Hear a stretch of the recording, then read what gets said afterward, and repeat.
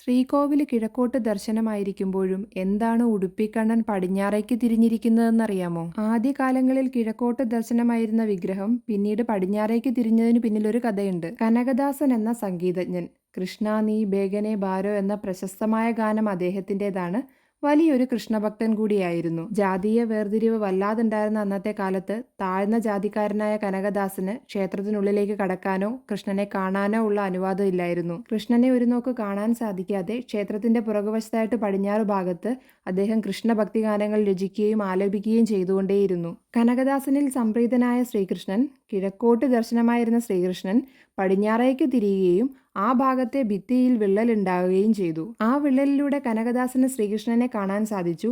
ഇതേ വിള്ളൽ ഇപ്പോൾ ഒരു ജനൽ രൂപത്തിലാണുള്ളത്. ഈ ജനലിലൂടെയാണ് നമുക്കും ഉടുപ്പിക്കണ്ണനെ കാണാൻ സാധിക്കുന്നത്.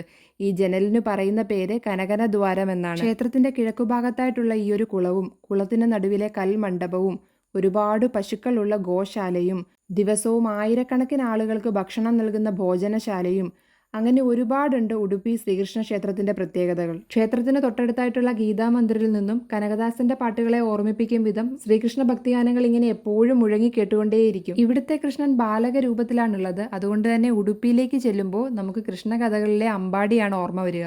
ഉടുപ്പി കൃഷ്ണനെ കണ്ടു മടങ്ങുമ്പോൾ മനസ്സും വയറും നിറയും എന്നുള്ള കാര്യത്തിൽ സംശയം വേണ്ട.